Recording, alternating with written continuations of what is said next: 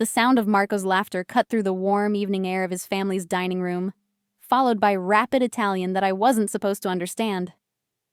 Guarda come mangia, come una contadina che non ha mai visto cibo vero. Look at how she eats, like a peasant who's never seen real food. Before we jump back in, tell us where you're tuning in from, and if this story touches you, make sure you're subscribed, because tomorrow, I've saved something extra special for you. His brothers erupted in laughter, wiping tears from their eyes as I carefully twirled my spaghetti alle vongole, keeping my expression pleasantly neutral. His mother, Giuliana, smiled indulgently at her sons from the head of the table, adding her own commentary. È così americana? Probabilmente pensa che Olive Garden sia cucina italiana autentica. She's so American, she probably thinks Olive Garden is authentic Italian cuisine. More laughter. I reached for my wine glass, a beautiful Brunello di Montalcino that I knew cost at least €200, and took a measured sip. The irony was exquisite. I'd spent 11 years in Italy, 4 in Florence studying Renaissance art history, 3 in Rome working at the Vatican museums, and another 4 in Milan consulting for luxury fashion houses.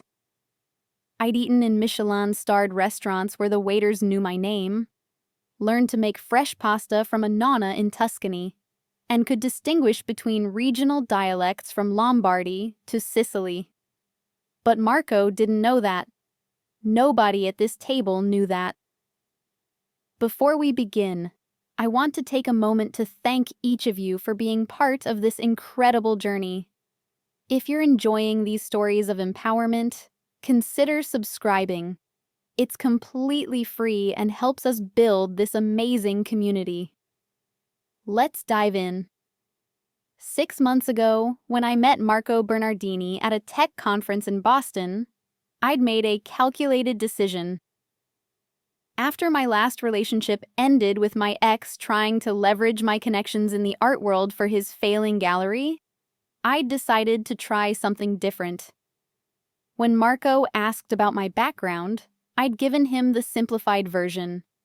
Small-town girl from Ohio, state school education, working a modest job in marketing. I drove a 3-year-old Honda, wore mall brands, and played the part of someone uncultured, unsophisticated, and easily impressed by his family's old money, Boston Italian heritage. The truth was more complicated. My maternal grandmother had been Italian, from a small village near Siena.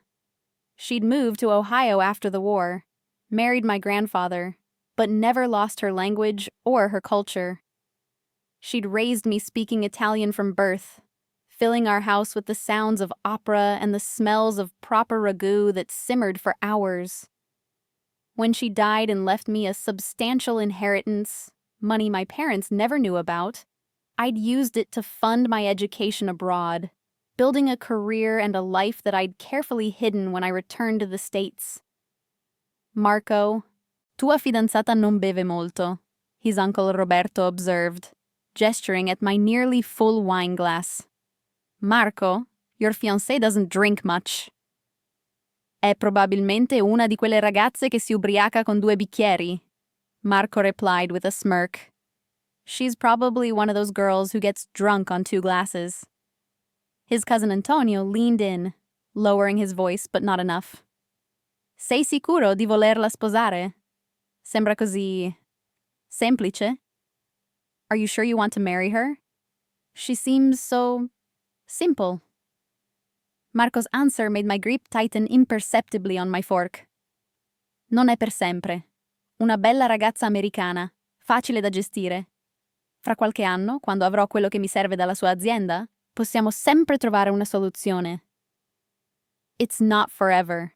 A pretty American girl, easy to manage. In a few years, when I get what I need from her company, we can always find a solution. There it was. The confirmation of what I'd begun to suspect over the past month. Marco's sudden interest in my marketing job, at what he thought was a small firm. His questions about connections, about clients, about the ownership structure. He didn't know that the modest marketing position was a cover, that I actually own the boutique agency that had recently landed contracts with 3 major Italian fashion houses looking to expand in the American market. Contracts worth millions. Contracts that Marco, with his struggling import-export business, would kill to access. I smiled sweetly at him across the table, playing the oblivious American girlfriend. "Is everything okay? You all seem to be having such a great time." "Just talking about the family business," Marco said smoothly in English, reaching over to pat my hand condescendingly. "Nothing that would interest you, amore." Juliana stood, beginning to clear plates. I moved to help, but she waved me off. "No, no, cara. Tu sei l'ospite." "You're the guest." But as she passed behind me, I heard her mutter to Marco's sister Sofia. "Almeno è carina da guardare, anche se non ha cervello." At least she's pretty to look at, even if she has no brain. Sofia giggled, collecting wine glasses. "Hai visto le sue scarpe? Probabilmente le ha comprate da Target." "Did you see her shoes?" "She probably bought them at Target." The shoes in question were actually vintage Ferragamo, purchased from a small boutique in Florence that I'd frequented for years, but I'd carefully scuffed them up and removed the obvious branding. Just like the inexpensive dress I wore was actually a sample piece from an emerging Milan designer I'd mentored, altered to look off the rack. I followed the women into the kitchen, playing my part. The kitchen was enormous, clearly recently renovated with top-of-the-line appliances. Through the window, I could see the manicured grounds of their Beacon Hill brownstone. Old money, or at least the appearance of it. My research had been thorough. The Bernardini family had been wealthy once. Truly wealthy. But Marco's grandfather had made poor investments in the 80s. Now they were living on fumes and real estate, maintaining appearances while the actual money dwindled. Marco's import business was struggling, sustained only by his mother's dwindling trust fund and the sale of family assets. "Sofia, guarda come tiene il piatto, come se non avesse mai aiutato in una cucina," Juliana commented as I carefully rinsed a dish. "Sofia, look at how she holds the plate, like she's never helped in a kitchen." I bit back a smile, remembering the cooking classes I'd taken in Bologna, the week I'd spent in a professional kitchen in Emilia-Romagna learning traditional techniques. Instead, I fumbled slightly with the dish soap, playing clumsy. "Oh, I'm so sorry," I said in English, steadying a wine glass. "I'm not very good at this." "È ovvio," Sofia muttered. "It's obvious." Juliana patted my shoulder with barely concealed condescension. "You go sit, Cara. We finish here." I retreated to the living room where the men had gathered, Marco's father, Franco, holding court about some business deal from the 70s. Marco barely glanced up as I entered, too engrossed in his phone. I'd noticed he did that a lot lately. Endless texts and calls he insisted were just business. My private investigator's report suggested otherwise. There was a woman in New York, someone he'd been seeing for months, someone from a wealthy family with actual liquid assets. "Non può nemmeno parlare di affari," Roberto said, gesturing at me with his espresso cup. "She can't even talk about business." "È meglio così," Marco replied. "It's better that way. Le donne americane parlano troppo quando sanno troppo. American women talk too much when they know too much." Antonio laughed. "Ricordi quella ragazza di Milano che uscivi? Quella sì che sapeva di affari. Peccato che suo padre abbia scoperto i tuoi debiti." "Remember that girl from Milan you were dating? She knew about business. Too bad her father discovered your debts." So there was a pattern. Marco targeted women who could help his failing business. Women he thought he could manipulate or use. The Milan girl's father had clearly been smarter than most.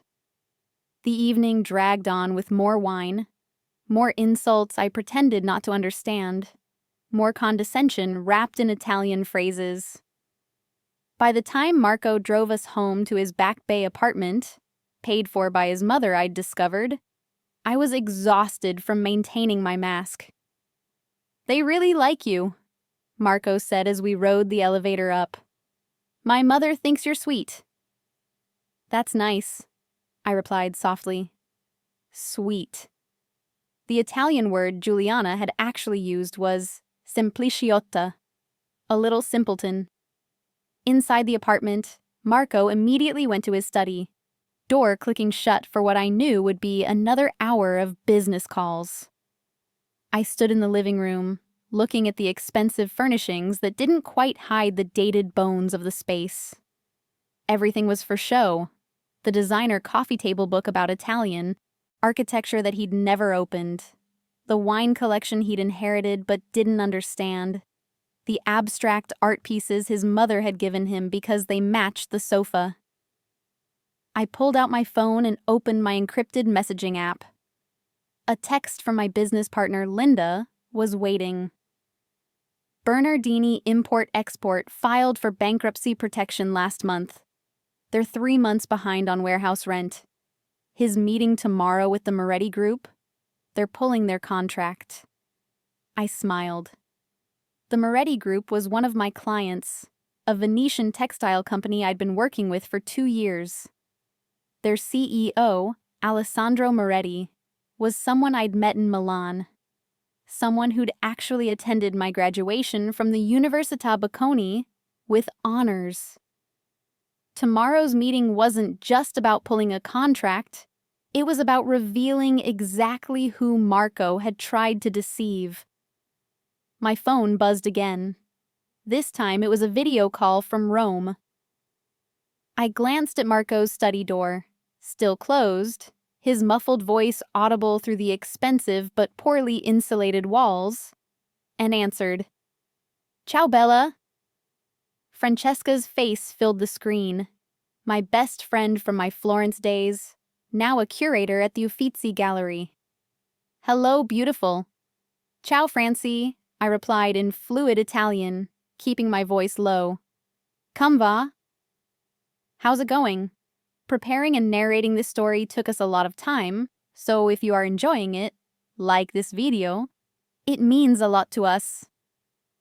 Now back to the story. Bene, bene. Ho le informazioni che volevi sulla famiglia Bernardini. Good, good. I have the information you wanted about the Bernardini family. For the next 20 minutes, Francesca filled me in on what her connections in Italian society had uncovered. The Bernardini family was known in certain circles, known for their faded glory and their desperate attempts to marry into money. Marco's grandfather had been a legitimate businessman once, but his father Franco had squandered most of the fortune on bad investments and maintaining appearances. Marco himself had left Italy under somewhat murky circumstances, something involving a business deal gone wrong, and a wealthy family's daughter who'd ended their engagement when she discovered his mounting debts. "Stai attenta," Francesca warned. "Be careful. Uomini come lui sono pericolosi quando si sentono intrappolati. Men like him are dangerous when they feel trapped." "Lo so," I assured her. "I know. Ma sono pronta." But I'm ready. After hanging up, I sat in the darkened living room, my mind working through the plan that had been forming over the past month. Tomorrow was Saturday. Marco's meeting with the Moretti Group at 10, followed by what he thought would be lunch with potential investors at one of Boston's most exclusive Italian restaurants. He'd actually bragged about the reservation, not knowing I'd been the one to secure it through my connections. What Marco didn't know was that tomorrow would be the day his carefully constructed lies began to unravel. The study door opened, and Marco emerged, running his hand through his dark hair. Sorry, amore. Business is crazy right now. Big deals coming together. It's okay, I said, standing up and stretching. I know you're working hard. He crossed to me, pulling me into an embrace that once might have felt romantic, but now just felt calculated.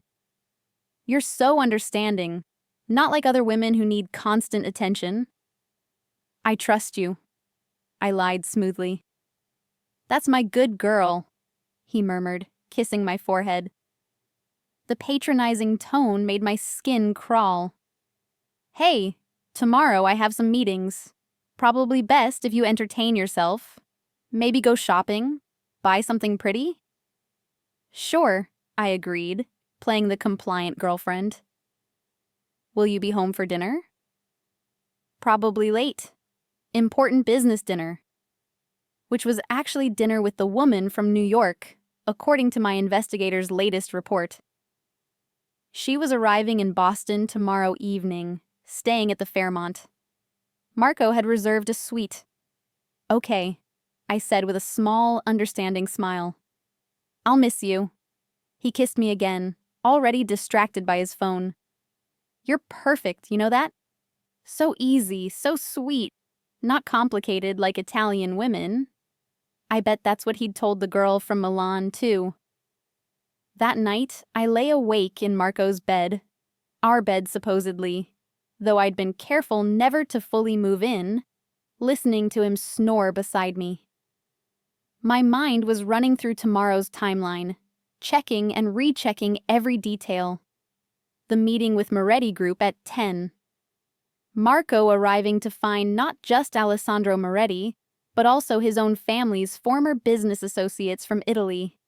People who knew the real story of why he'd left Milan.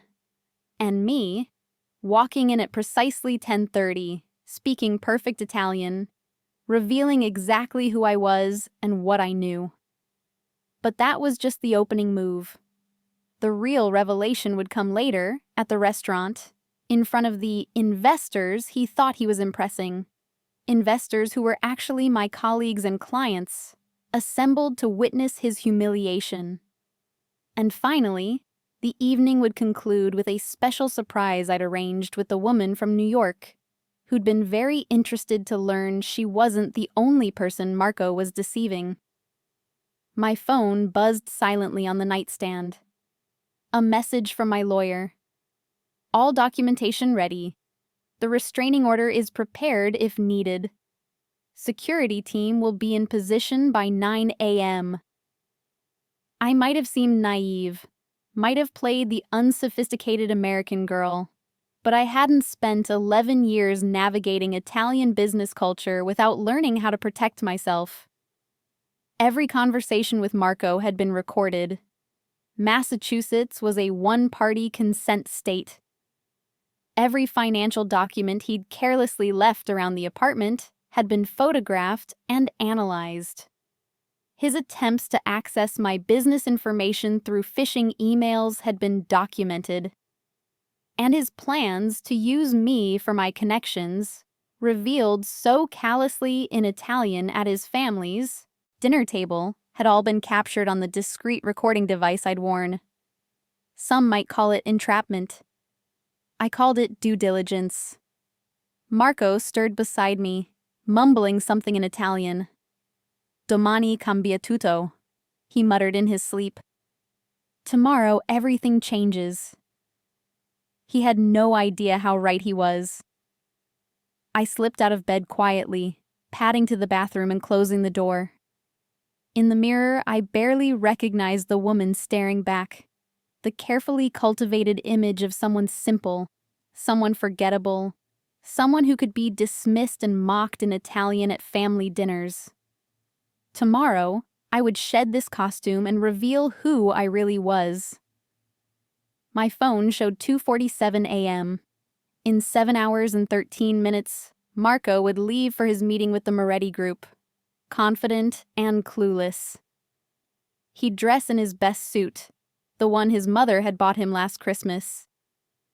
He'd rehearse his pitch in the car, practicing his Italian, which was actually quite poor despite his heritage. He'd grown up speaking mostly English, learning Italian as an adult, and his accent betrayed him to any native speaker. I thought about all the moments over the past 6 months where I'd bitten my tongue. The times his family had insulted me in Italian, thinking I was too stupid to understand. The condescending way Marco explained simple concepts to me, as if I were a child. The way he'd tried to access my work computer, my email, my business contacts. The way he'd pushed for a quick engagement, for marriage, for access to everything I'd built. And I thought about my Nonna, gone now for 15 years, who'd taught me that silence could be a weapon more powerful than any argument. Lascia che si credano furbi, she used to say. Let them think they're clever. Poi colpisci quando sono sicuri di aver vinto. Then strike when they're sure they've won. Tomorrow, Marco would be sure he'd won. He'd be celebrating his deception, his clever manipulation of the simple American girl. He'd walk into that meeting room confident that he was about to secure a contract that would save his failing business. He'd smile and shake hands and speak his awkward Italian, never imagining that everyone in that room would know exactly what he was. I splashed water on my face and looked at my reflection again. Tomorrow, this face would be different. Tomorrow, I would walk into that meeting room as Sofia Castellano, my full name, the one I'd used throughout my years in Italy, the one linked to my publications on Renaissance art, my consulting work with fashion houses, my business ownership. Not Sophie, the diminutive American nickname I'd been using with Marco. Not the simple marketing girl from Ohio. The real me. I returned to the bedroom and slid back under the covers, careful not to wake Marco. He snorted once and rolled over, throwing an arm across my waist possessively. Even in sleep, he had to assert control. Dormi pure, I whispered so softly he couldn't possibly hear. Sleep well. Domani ti svegli, in un incubo. Tomorrow you wake up in a nightmare. The morning came too quickly and too slowly all at once. I woke to find Marco already in the shower, humming some bastardized version of an Italian song. I made coffee, proper espresso from his fancy machine that he didn't actually know how to use properly, and set out breakfast, playing the role one last time. "You're up early," Marco said, emerging from the bedroom in his underwear, toweling his hair. "Making breakfast? You're going to make someone a good wife someday." Not you, I thought, but smiled instead. I wanted to make sure you had a good breakfast before your important meeting. He kissed the top of my head absently, already mentally preparing for his day. That's my girl. Simple pleasures, right? Coffee and a woman who knows her place. I poured him a cup, resisting the urge to pour it over his head. What time is your meeting? 10 o'clock. Should be quick. Just signing some papers, really. These Moretti people are desperate for American distribution. They'll take whatever terms I offer. I nearly laughed. Alessandro Moretti, desperate. The man ran one of the most successful textile companies in Europe, with operations in 12 countries and annual revenue in the hundreds of millions. He could buy and sell Marco's entire family history without noticing the expense. That sounds wonderful, I said instead. I'm so proud of you. Marco preened, exactly as I'd known he would. Compliments about business acumen were his weakness, probably because deep down, he knew he had none. Wait until you see the commission from this deal. We'll be able to move out of this place, get something bigger, maybe even get you some nicer clothes. Can't have my wife looking like she shops at Target forever. My Ferragamo shoes would have paid his rent for 3 months, but I just nodded demurely. He dressed carefully, checking his reflection multiple times. I watched him, cataloging everything, the way he adjusted his tie, the cologne he applied liberally, the practiced smile he gave his reflection. This was a man who'd built his entire life on appearances, on the illusion of success. The reality beneath was rotting, but as long as the surface gleamed, he thought he was safe. "Wish me luck," he said at the door, briefcase in hand. "In bocca al lupo," I replied, using the Italian expression for good luck. He looked surprised. "You know Italian?" "Just that phrase," I lied smoothly. "I looked it up. Wanted to surprise you." He smiled indulgently. "That's sweet. Very sweet. See? I knew you had potential. You try so hard." The door clicked shut behind him, and I counted to 60 before moving. Then I was in motion, shedding the casual clothes I'd been wearing for carefully chosen pieces. A tailored Armani pantsuit in deep navy, one I'd bought in Milan 3 years ago. My real Ferragamo heels, the ones I hadn't scuffed or hidden. A silk blouse that cost more than Marco's monthly car payment. I pulled my hair back into a sleek chignon, applied makeup with practiced precision, and added the simple gold jewelry I'd inherited from my nonna. Real gold, 18 karat. Pieces that had been in our family for generations. The transformation took 20 minutes. The woman in the mirror was unrecognizable as the girl who'd eaten dinner with the Bernardinis last night. This woman looked confident, successful, dangerous. This woman looked Italian. I gathered my documents, contracts, recordings, financial statements, all neatly organized in a leather portfolio, and checked my watch. 9:45 a.m. Marco would be arriving at the Moretti Group's temporary Boston offices right about now, probably surprised by how upscale the building was, maybe starting to feel the first flickers of doubt. My phone rang. Alessandro Moretti himself. "Sofia, siamo pronti?" "Sofia, we're ready." "Arrivo tra 10 minuti," I confirmed. "I'll arrive in 10 minutes. "Eli? Is he there?" "Appena arrivato. Sembra molto sicuro di sé." "Just arrived. He seems very confident." "Non vedo l'ora di vedere la sua faccia." "I can't wait to see his face." "Anch'io." Me neither. The drive to the office building took exactly 8 minutes. I'd timed it 3 times in the past week, making sure I knew every traffic pattern, every possible delay. I parked in the executive garage, a space Alessandro had reserved for me, and took the private elevator to the 15th floor. The Moretti Group's offices were impressive, all glass and marble and understated luxury. The receptionist recognized me immediately. "Buongiorno, Dottoressa Castellano." "Good morning, Dr. Castellano." The title was from my doctoral work in Florence, a PhD in art history that Marco had no idea existed. "Buongiorno, Claudia," I replied warmly. "È nella sala conferenze?" "Is he in the conference room?" "Sì, con il signor Moretti e gli altri." "Yes, with Mr. Moretti and the others." I checked my reflection one last time in the glass wall. Perfect, professional, powerful, and opened the conference room door. The scene inside was exactly as Alessandro had described. Marco sat at one end of the long table, papers spread before him, mid-sentence in his pitch. Alessandro sat at the head of the table, face carefully neutral, and flanking him were 3 other people I'd specifically requested. Carlo Benedetti, who'd been a business partner with Marco's grandfather in Italy before Marco's father had cheated him.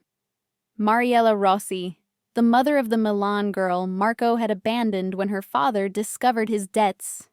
And Giovanni Costa, a lawyer who specialized in international business fraud. Marco's voice died mid-word as I entered. His eyes widened, confusion washing over his face as he tried to reconcile the woman he was seeing with the girlfriend he thought he knew. Sophie? Why are you dressed like… What's happening? Buongiorno a tutti, I said smoothly in Italian, my voice clear and confident. Good morning, everyone. Scusa il ritardo. Sorry I'm late. I watched Marco's face as the meaning of my words registered. The confusion, the dawning realization, the first spike of fear. Alessandro stood, a smile playing at his lips. Dottoressa Castellano, benvenuta. Dr. Castellano, welcome. Stavamo proprio parlando di te. We were just talking about you. Sofia? Marco stammered, his Italian forgotten, his English suddenly uncertain. I don't understand. What's happening? Why are you here? I set my portfolio on the table and took the seat directly across from him, meeting his eyes with a level gaze. Let me explain in a language we can all understand, Marco. Then again, perhaps I should say it in Italian, since you've been so comfortable using it to insult me for months. His face went white. Tu parli italiano? You speak Italian? Parlo italiano meglio di te, I replied coldly. I speak Italian better than you. Vivo in Italia da 11 anni. Firenze, Roma, Milano. Ho lavorato con alcune delle aziende più prestigiose d'Europa. Conosco tutti in questa stanza. E soprattutto, so esattamente chi sei e cosa hai fatto. I lived in Italy for 11 years. Florence, Rome, Milan. I worked with some of the most prestigious companies in Europe. I know everyone in this room. And most importantly, I know exactly who you are and what you've done. The silence in the room was absolute. Marco's mouth opened and closed soundlessly, like a fish pulled from water. His hands gripped the edge of the table, knuckles white. Signor Bernardini, Alessandro said, his voice like silk over steel. Vorrei presentarle alcune persone. Mr. Bernardini, I'd like to introduce you to some people. What followed was 20 minutes of systematic destruction. Carlo Benedetti detailed how Marco's father had defrauded his family business, presenting documents that showed the fraud had continued with Marco's knowledge. Mariella Rossi explained how Marco had courted her daughter while hiding massive debts, leaving the girl heartbroken and distrustful when the truth emerged.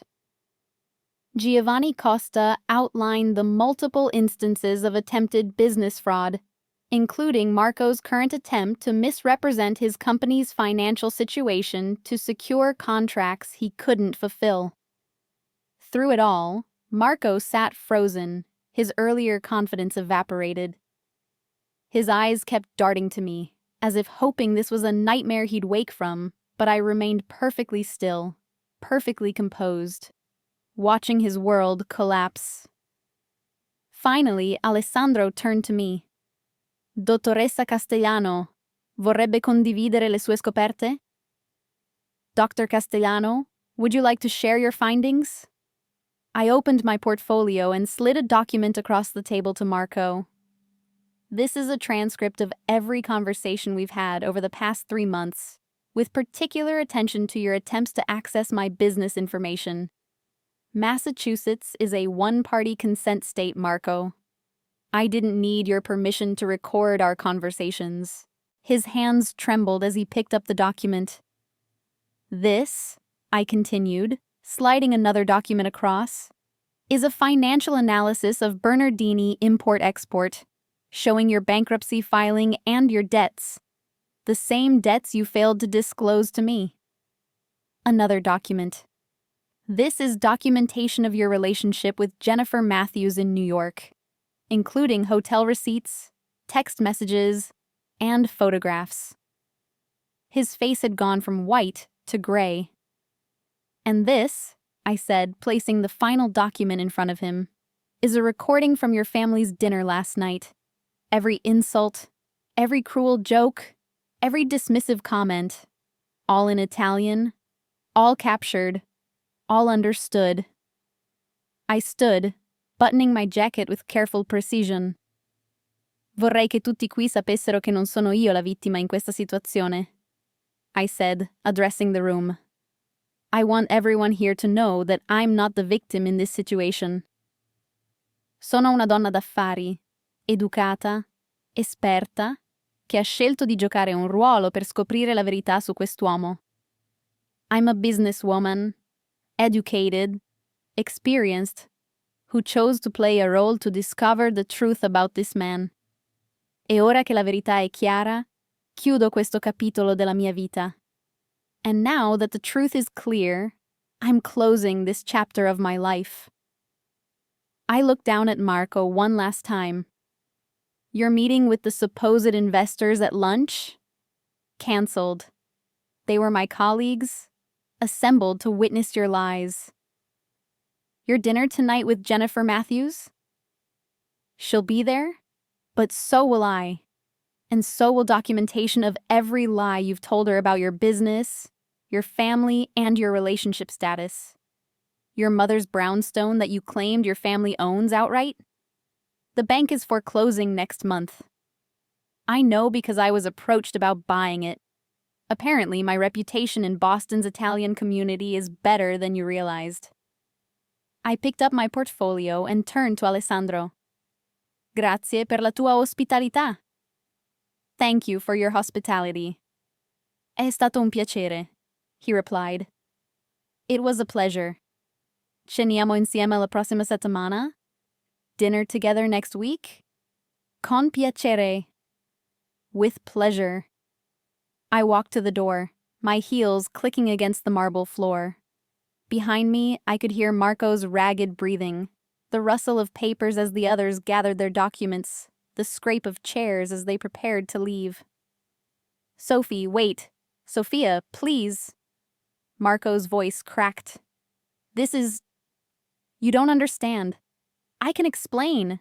The things I said, my family said, we didn't mean... I paused at the door, looking back over my shoulder. Intendevi ogni parola, I said quietly. You meant every word. E ora devi affrontare le conseguenze. And now you have to face the consequences. What about us? Our engagement?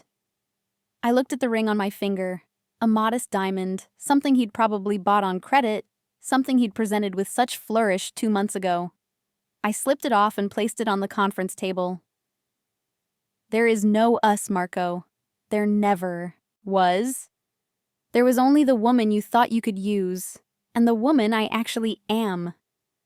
I suggest you figure out which one of those you can afford to anger, because I promise you, the answer isn't the one you'd like. I left him there, in that conference room, surrounded by the evidence of his deceptions and the people he'd wronged. The elevator ride down felt like shedding skin, like emerging from a cocoon. By the time I reached my car, my phone was already buzzing with messages. Linda. Did it happen? Tell me everything. Francesca. Alora? So? My lawyer. Saw the recording confirmation. Beautiful work. He won't be bothering you again. But the day wasn't over yet. I still had lunch to cancel formally, dinner to arrange, and a meeting with Jennifer Matthews, who deserved to know the truth about the man who'd been lying to both of us. I drove to my real apartment, not the modest place I'd told Marco about, but my actual home. A beautiful space in the South End with original hardwood floors and a view of the Charles River. Inside, I changed again, this time into something more casual, but still unmistakably expensive.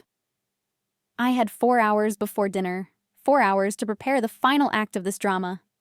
My phone rang. An unknown number. I answered cautiously. Sophia? A woman's voice, thick with tears and rage. Sei la fidanzata di Marco? Are you Marco's fiancé? Who is this? Sono Maria Bernardini, sua sorella. I'm Maria Bernardini, his sister. Devo parlarti. Devo dirti quello che ha fatto. Quello che sta facendo alla mia famiglia. I need to talk to you. I need to tell you what he's done. What he's doing to my family. I smiled slowly. Marco had two sisters, Sophia, who'd been at dinner last night, and Maria, who I'd learned lived in California and hadn't spoken to the family in years. Dimmi tutto, I said, settling into my sofa with my notebook. Tell me everything. What Maria told me over the next hour changed everything.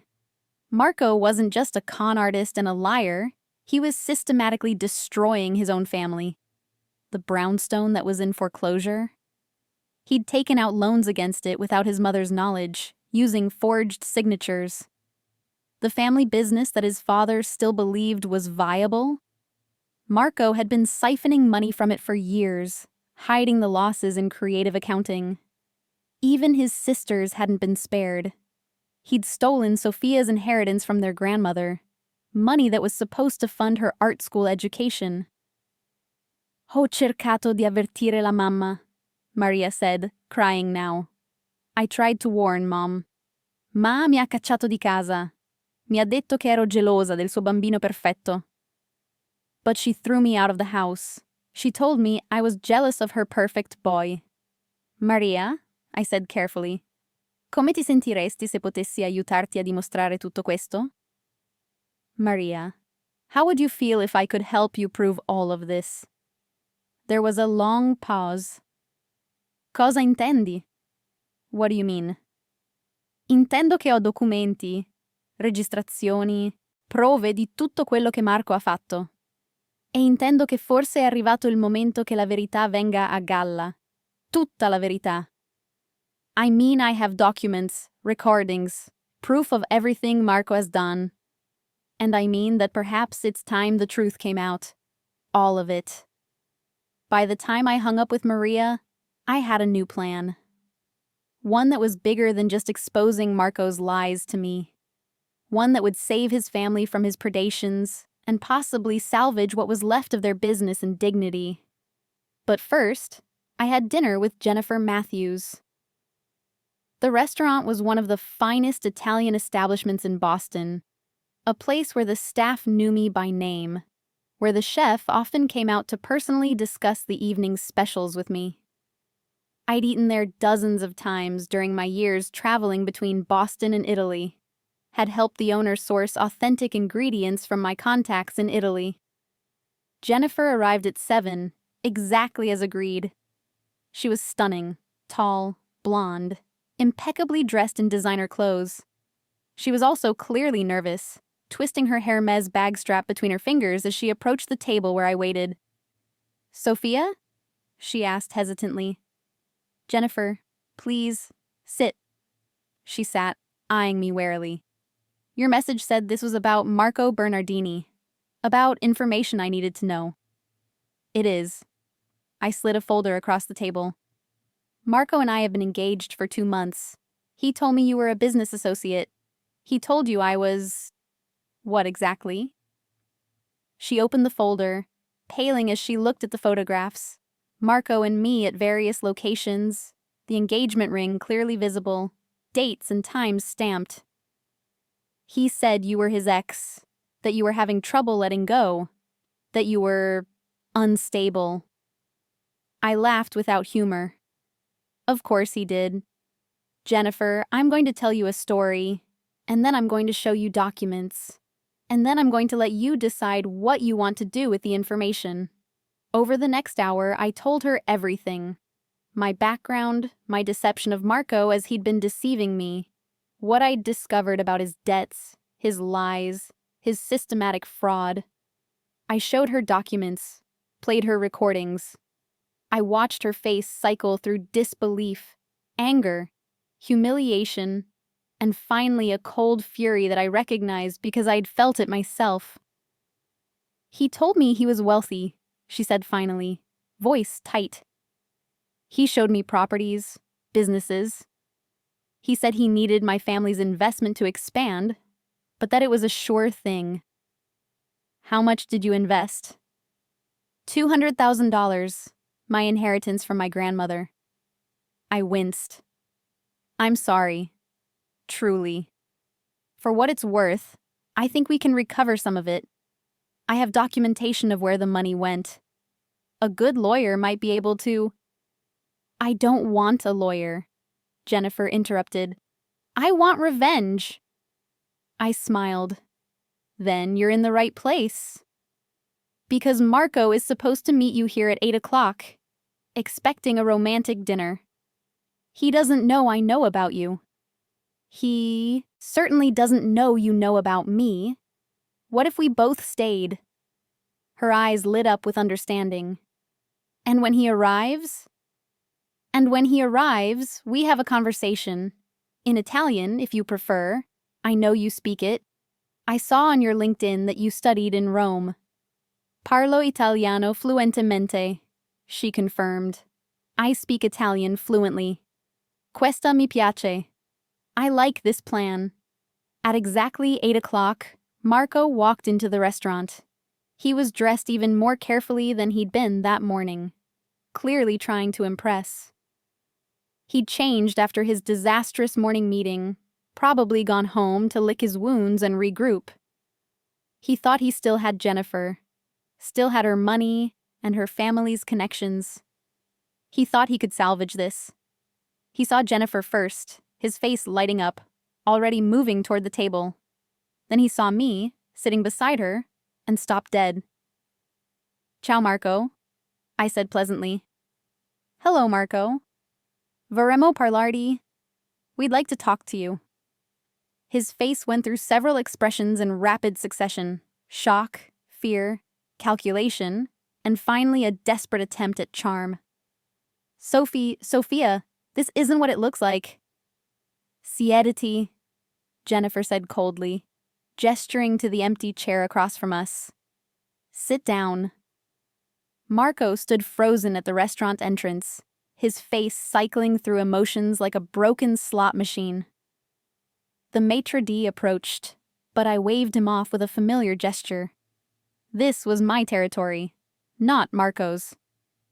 Siediti, Marco, I repeated, my voice carrying across the quiet restaurant. Sit down, Marco. He approached slowly, like a man walking to his execution. Other diners were beginning to notice the tension at our table. Jennifer sat with her arms crossed, her designer rings catching the light as her fingers drummed against her elbow. She looked magnificent in her fury, a lioness ready to strike. Marco collapsed into the chair, his earlier confidence completely evaporated. Sophia, posso spiegare? Sophia, I can explain. No, Jennifer cut him off sharply. Non puoi spiegare niente.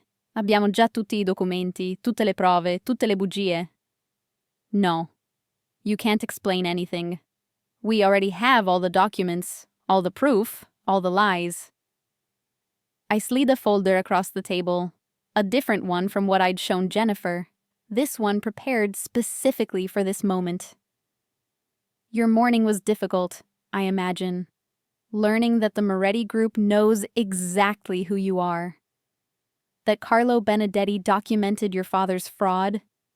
That Mariella Rossi's daughter never forgot what you did to her. Marco's hands trembled as he opened the folder. Inside were bank statements, transaction records, photographs of him with Jennifer, photographs of him with me, screenshots of text messages, emails to other women, loan applications filled with lies. But that was just the beginning, I continued, switching to English so nearby diners wouldn't understand the full scope of his humiliation. Jennifer, would you like to tell him what you learned today? Jennifer leaned forward, her voice low and venomous. I learned that the lucrative business opportunity you pitched to my family was built on bankruptcy and fraud. I learned that the $200,000 of my inheritance that I invested with you went to pay your personal debts, your gambling losses in Atlantic City, your credit card bills, your mother's mortgage payments. Marco's face went gray. Jennifer, I I also learned, she continued, her voice rising slightly, that I'm not the only woman you've scammed. That in Milan, you did this same thing to Alessandro Moretti's niece. That in New York, before you met me, you convinced a widow to invest her late husband's life insurance in your company. That in Boston, you courted me while engaged to Sophia, and courted Sophia while sleeping with me. The couple at the next table had stopped eating, pretending not to listen, but clearly captivated. I didn't care. This was about truth, about exposure, about making sure Marco could never do this again. Aspetta, Marco stammered, trying to switch to Italian as if that would somehow save him. Wait. Non è come sembra. It's not how it seems. È esattamente come sembra, I said coldly. It's exactly how it seems. È peggio. And worse. I pulled out my phone and placed it on the table, pressing play on a video file. Marco's face appeared on the screen, from last night, at his family's dinner. The audio was crystal clear. Non è per sempre. Una bella ragazza americana, facile da gestire. Fra qualche anno, quando avrò quello che mi serve dalla sua azienda, possiamo sempre trovare una soluzione. It's not forever. A pretty American girl, easy to manage. In a few years, when I get what I need from her company, we can always find a solution. Marco reached for the phone, but I pulled it back smoothly. That's not even the best part. Keep watching. The video continued, showing his mother, his brothers, his uncle, all insulting me in Italian, all laughing at the stupid American girl who couldn't understand them. Marco's face on screen was gleeful, superior, cruel. I showed this to several people today, I said quietly. Carlo Benedetti has already shared it with your father's former business associates in Italy. Alessandro Moretti posted it in a private WhatsApp group of Italian business owners in Boston, about 40 people. Your reputation in the Italian community, both here and in Italy, is finished. No, Marco whispered. No, per favore. No, please. But wait, there's more, Jennifer said, and I could hear the satisfaction in her voice. She was enjoying this, and I didn't blame her. Tell him about Maria. Marco's head snapped up. Maria? Mia sorella Maria? My sister Maria? Your sister Maria, I confirmed, called me this morning. After your meeting with the Moretti group, word spread fast. She heard about it from a mutual friend in San Francisco.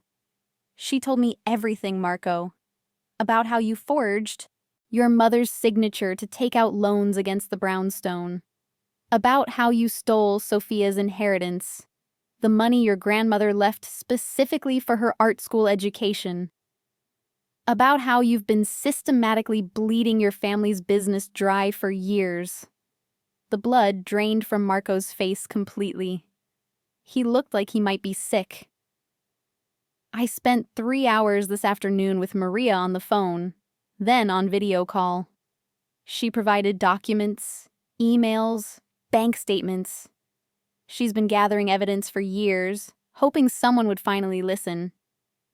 And now, thanks to your attempt to deceive me, someone is listening. A lot of someones. I pulled out another folder, this one thick with documents. This is everything Maria provided, combined with my own investigation, combined with what Jennifer discovered. It's a complete picture of your fraud. And at 5 o'clock this afternoon, I sent it to 3 people. Your mother, your father, and the district attorney's office. Marco made a sound like a wounded animal. Hai mandato to hai. You sent.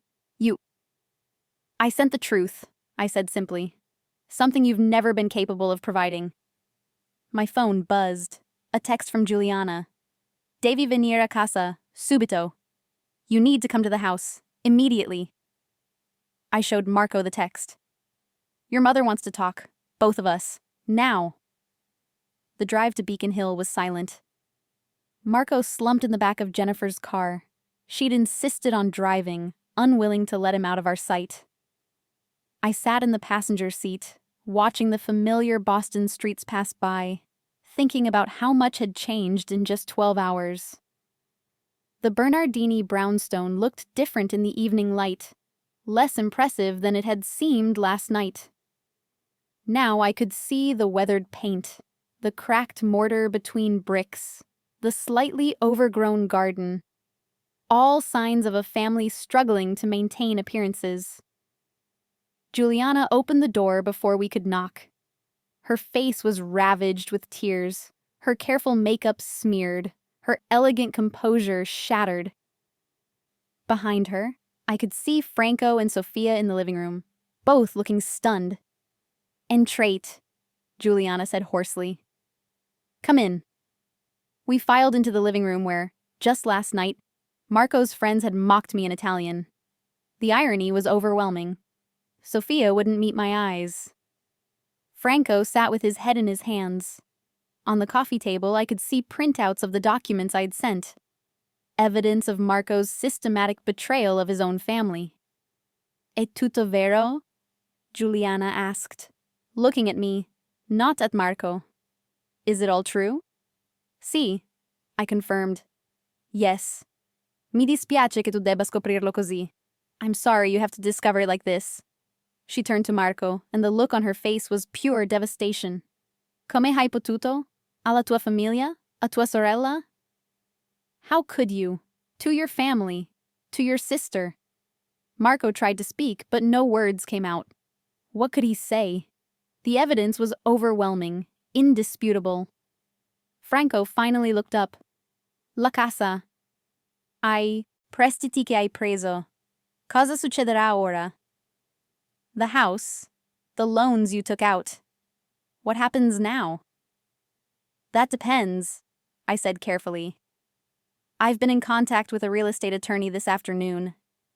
If your family is willing to be transparent about Marco's fraud, if you're willing to cooperate fully with the investigation, there may be ways to protect some of your assets. The brownstone can potentially be saved if you act quickly." Juliana's eyes widened. "Tu ci aiuteresti? Dopo quello che ti abbiamo fatto? Dopo come ti abbiamo trattata? You would help us? After what we did to you? After how we treated you?" "I'm not doing it for you," I said honestly.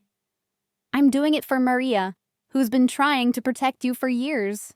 And for Sofia, who deserves her inheritance. And because no matter how terribly you treated me, no one deserves to have their family destroyed by fraud." Sofia finally spoke, her voice small. "Io non sapevo. Dei soldi della nonna. Non sapevo che Marco li avesse presi." "I didn't know. About grandmother's money. I didn't know Marco had taken it." "I know," I said gently. "That's why I'm offering to help. But there are conditions." Franco straightened. "Quali condizioni?" "What conditions?" "First, Marco faces legal consequences for his actions. No family protection, no covering up. He answers for what he's done." Marco made a protesting sound, but Juliana silenced him with a look that could have melted steel. "Second, the family business gets restructured with proper oversight. Maria comes back into the fold. She's actually studied business management and has been successful in California. She takes over operations." Franco nodded slowly. "Maria è sempre stata la più intelligente di loro. Maria was always the smartest of them. Third," I continued, looking at Sofia, "your inheritance gets restored. I'm prepared to provide a short-term loan, interest-free, to ensure you can attend the art school you wanted. You pay it back when the family business is stable again." Sofia's eyes filled with tears. "Perché faresti questo per me?" "Why would you do this for me?" "Because last night, you insulted me in Italian thinking I couldn't understand. Today, I'm choosing to be better than that. Consider it a lesson in what real class looks like." Giuliana sank onto the sofa, weeping openly now. Mi dispiace tanto. Sono stata così crudele, così stupida. I'm sorry. I'm so sorry. I was so cruel, so stupid. You were protecting your son, I said, not unkindly. But now you need to protect your family from your son. There's a difference. The next hour was spent going through documents, making phone calls, setting up meetings with attorneys and accountants. Jennifer, surprisingly, stayed for all of it, her business acumen proving invaluable as we worked through the complex financial situation. Marco sat silent through it all, watching his life dismantle piece by piece. Every so often, he'd try to speak, to defend himself, but his family would shut him down. They'd finally seen him clearly, and they couldn't unsee it. At 9 o'clock, there was a knock at the door. Franco answered it, returning with 2 police officers and a woman in a business suit. Mr. Marco Bernardini? One officer asked. Marco stood, his face ashen. See? You're under arrest for fraud, forgery, and grand larceny. You have the right to remain silent. I watched as they read him his rights, as they handcuffed him, as they led him toward the door. He looked back once, his eyes meeting mine, and I saw in them a desperate plea for mercy. Hai avuto la tua occasione per la verità, I said quietly. You had your chance for truth. Hai scelto le bugie. Ora vivi con le conseguenze. You chose lies. Now, live with the consequences. The door closed behind them, and the house fell silent except for Sophia's quiet crying and Giuliana's whispered prayers. 2 months later, I sat in a cafe in the North End, the Italian neighborhood of Boston that actually felt like Italy. Across from me sat Maria Bernardini, looking confident and professional in a way she'd never been allowed to be when Marco controlled the family narrative. La casa è salva, she said, smiling. The house is saved. E il business è effettivamente in positivo per la prima volta in 5 anni. And the business is actually in the black for the first time in 5 years. And Sofia? I asked. Inizia la scuola d'arte il mese prossimo. È così felice. She starts art school next month. She's so happy. I sipped my espresso, real espresso, perfectly prepared, and felt something settle in my chest. Justice. Not revenge, because revenge would have meant destroying the entire family. Justice meant holding the guilty accountable while protecting the innocent. E Marco? And Marco? Maria's smile faded. In prigione in attesa del processo. Il suo avvocato dice che probabilmente prenderà da 5 a 7 anni. In jail awaiting trial. His lawyer says he'll probably get 5 to 7 years. Good. Mia madre vuole parlarti, Maria said carefully. My mother wants to talk to you. Vuole scusarsi. Veramente scusarsi. She wants to apologize. Really apologize. I thought about it for a moment. About the woman who'd insulted me in Italian, who'd mocked my clothes and my intelligence, who'd raised a son to be a predator. But also about a mother who'd been deceived, who'd lost her home and her illusions in a single day, who was now trying to rebuild with honesty. Forse, I said, maybe. Ma non oggi. But not today. Maria nodded, understanding. We talked for another hour about business, about art, about Italy. She was planning a trip to Milan to reconnect with some of the family's old business contacts, to rebuild bridges that Marco had burned. I gave her some names, some connections, opening doors that had been closed. When we parted ways, she hugged me tightly. Grazie, she whispered. Thank you. Per tutto. For everything. I walked back through the North End, past restaurants and cafes and shops, hearing Italian spoken around me. This neighborhood had been Marco's territory, or so he'd thought. But now it was clear. He'd been a pretender, someone who wore Italian heritage like a costume without understanding its depth, its culture, its values. Real Italian culture valued family, valued honor, valued honesty in business dealings. Marco had betrayed all of it. My phone buzzed. Alessandro Moretti. Cena stasera? Ho una proposta di lavoro per te. Dinner tonight? I have a job proposal for you. I smiled. Life was moving forward. The revenge story was over. Now came the next chapter. As for Jennifer, she'd gotten her money back. Most of it anyway. Marco's arrest had frozen his assets, and with proper legal representation, she'd been able to recover her investment. She'd sent me a text last week. Drink soon? I think we make a good team. We did make a good team. Two women who'd refused to be victims, who'd turned the tables on a con artist, who'd found power in honesty and solidarity. I reached my car, parked on a quiet street lined with brownstones similar to the Bernardinis. But these were well-maintained, loved, cared for by families who valued what they had. The Bernardini house would look like this soon, I thought. With Maria running things, with Sophia's artistic eye helping to restore it, with Franco and Giuliana finally facing reality. As I drove home, I thought about my nonna, about her lessons in silence and strategy. Lascia che si credano furbi, she'd always said. Let them think they're clever. Poi colpisci quando sono sicuri di aver vinto. Then strike when they're sure they've won. I'd done exactly that. And in doing so, I'd revealed not just Marco's lies, but a larger truth. That real power doesn't come from deception or manipulation. It comes from knowledge, from strategy, from the patience to let fools reveal themselves. Marco had thought he was clever, speaking Italian to mock me, using his heritage as a weapon. He'd never imagined that I understood every word, that I spoke his language better than he did, that I'd lived his culture more deeply than he ever had. In the end, his arrogance had been his downfall. Mine had been his education. 6 months after Marco's arrest, I received a letter. It was from him, from the correctional facility where he awaited trial. The handwriting was shaky, desperate.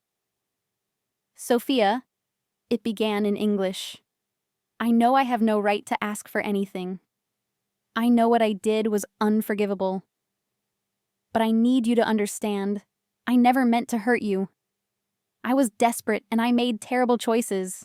Please, if you have any compassion, any mercy, speak to the prosecutor. Ask them to reduce the charges. My family needs me. My mother is sick. Sophia needs her brother. I'm begging you. I read it twice, then placed it in a folder with all the other documentation from this saga. Then I sat down and wrote my own letter. Marco, I wrote, you're right that you have no right to ask anything of me. But I'll answer your question anyway. Your mother isn't sick. She's actually healthier now than she's been in years, now that the stress of maintaining your lies is gone. Sophia doesn't need her brother. She needs her inheritance, which she now has. Your family doesn't need you. They need honesty, stability, and a chance to heal from the damage you caused. You say you never meant to hurt me, but hurt isn't measured by intention. It's measured by action. You intended to use me. You intended to mock me. You intended to access my business, my connections, my resources for your own benefit. The only thing you didn't intend was to get caught. I have no mercy for you, Marco, but I have something better. I have justice. You're facing the legal consequences of your choices. Your family is rebuilding without you. The women you deceived are moving forward with their lives. And I am exactly where I always was, successful, educated, powerful, fluent in the language you used as a weapon against me. In Italian, there's a saying, Chi semina vento, raccoglie tempesta. He who sows the wind reaps the whirlwind. You sowed deception and mockery. Now you reap the consequences. I won't be writing again, but I'll leave you with this. The next time you try to mock someone in a language you think they don't understand, remember that knowledge is power, and underestimating people is the fastest way to lose everything.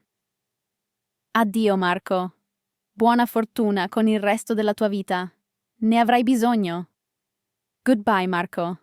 Good luck with the rest of your life. You'll need it. I sealed the letter and sent it. Then I deleted his contact from my phone, threw away the modest clothes I'd worn to play my role, and made a reservation at my favorite Italian restaurant, the real one, where they knew me as Dottoressa Castellano, where I could speak Italian freely, where I belonged. That evening, sitting at a corner table with Alessandro Moretti discussing business opportunities in Milan, I felt the final weight lift from my shoulders. The revenge was complete. The story was over. And I was free to be exactly who I'd always been. A woman who spoke Italian, who understood culture and business, who refused to be diminished by anyone's expectations. Marco had thought he could mock me in Italian. Instead, he'd taught me the most valuable lesson of all. That silence can be strategic, that patience is powerful, and that the best revenge isn't cruelty. It's truth. "A cosa stai pensando?" Alessandro asked. "What are you thinking about?" I smiled, raising my wine glass. "Al futuro," I said. About the future. "E a quanto è dolce la vittoria quando arriva dalla verità." And about how sweet victory is when it comes from truth. We toasted, and I took a sip of the excellent Barolo he'd ordered. Somewhere across the city, Marco sat in a cell, facing the consequences of his deception. His family was healing, rebuilding, learning to value truth over appearances.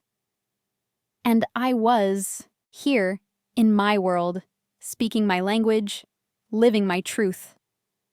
Sometimes revenge isn't about destruction. Sometimes it's about revelation. Revealing yourself, revealing the truth, revealing that the person they underestimated was actually the most dangerous player in the game all along. Fine. Up next, you've got 2 more standout stories right on your screen. If this one hit the mark, you won't want to pass these up. Just click and check them out. And don't forget to like, subscribe, and turn on the notification bell so you don't miss any upload from us.